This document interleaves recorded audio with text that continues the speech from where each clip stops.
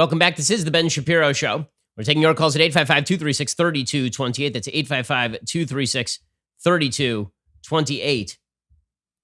Jeremy, you're on the Ben Shapiro Show. Go for it, Jeremy.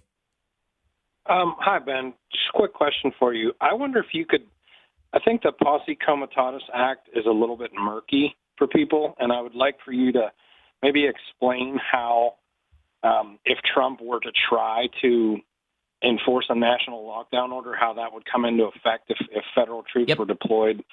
Could you explain that a little bit? So Congress has to explicitly authorize the U.S. military to enforce U.S. domestic laws. And the Posse Comitatus Act makes clear that the president can't unilaterally just say, okay, Army, I want you to go enforce a national lockdown. That can't happen in the absence of congressional approval for such action. Now, what the government can do is obviously mobilize in support of civilian agencies like FEMA. And typically what you have is governors making requests for that sort of stuff. Also, the National Guard and Coast Guard, those can be activated, but only if asked by a state governor. The Stafford Act, the National Emergencies Act, usually the president will activate these things and he'll say, okay, basically these are ready for governors to come request things. And then the governors request things. And then the U.S. government can get involved. But it does require the states to basically be okay with it. And so the idea that Trump can just declare a broad national lockdown, he's got pretty broad authority, but he can't just use the U.S. military to enforce a broad national lockdown. He can sort of request one. And I guess that would be what people are asking for. But that's about it. So one more question then. If he did, then what are the steps required and what would it look like?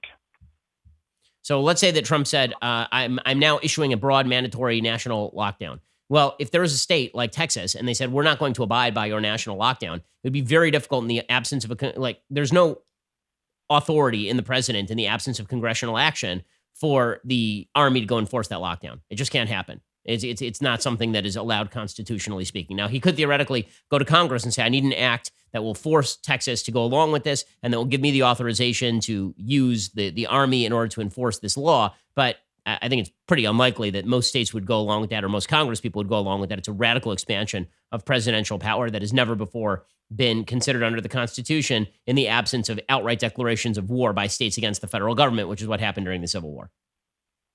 Okay. Well, thank you, Ben. I appreciate you clearing that up for me.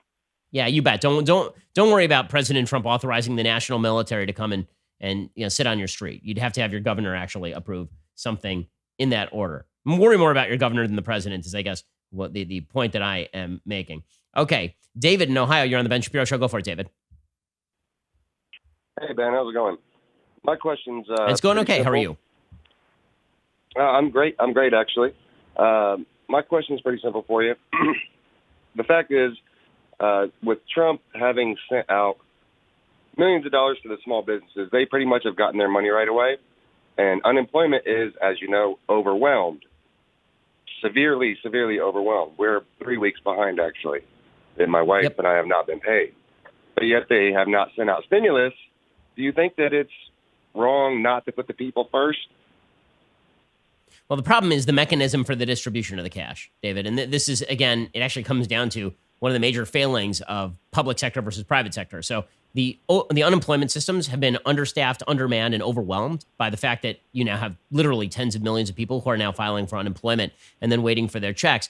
Because the Small Business Administration lends through banks, and banks are deliberately staffed to deal with these sorts of loans, they've been able to really ramp up their facility quite quickly. Private production, it turns out, is quite good at this, and public sector is really not particularly good at this, especially because there's no incentive to do it extraordinarily well other than, a sense of community. So would I prefer that all the checks went out like day one? Absolutely, right? I think we're all on the same page there. Nobody wants Trump doesn't want it. The states don't want it. The unemployment offices don't want it. Like nobody is sitting there going, it'd be great is if we could hold up somebody's unemployment check for another 2 months. And nobody's interested in doing that. The question is, what is the facility and flexibility for these offices to actually get those checks out? The system for unemployment has been hit with 10 million. There's also a difference in numbers here, right? Which is that when 10 million people file for unemployment simultaneously, that is radically going to overwhelm the system in a way that even tens of thousands of businesses filing with their banks for loan extensions is not going to operate, right? The numbers are just too dissimilar,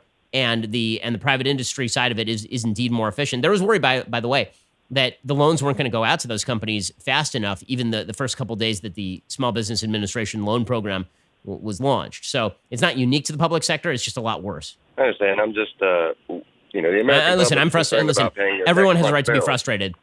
Everybody has a right to be frustrated. The government forcibly shut down the entire economy, and now you're waiting to be backfilled. And like, how long is this going to last? Nobody is saying. The data's not out there. The experts are not providing any road plan for getting out of this. They're not giving us any metric where they say, okay, once we get to this number of deaths per day or this number of infections per day, then such and such group can go back to work. Like, there's no plan. Nobody has articulated anything. And in the absence of a plan and in the absence of money, things are going to get ugly real fast. They better get those checks out damn straight, like right now, yesterday. I really appreciate your call. Hang in there, dude. The checks are coming, but we got to get this country back up and running sooner rather than later. Alrighty, more coronavirus updates coming to you ASAP. Plus, we're going to be talking with Senator Rick Scott from Florida in the next hour, all about what exactly the federal government should do to reopen this thing. What are the standards that should be used when we talk about how to reopen all of this, all the latest from New York, because the information continues to flow forth. We will have all of your updates on a moment-to-moment basis. You're listening to The Ben Shapiro Show.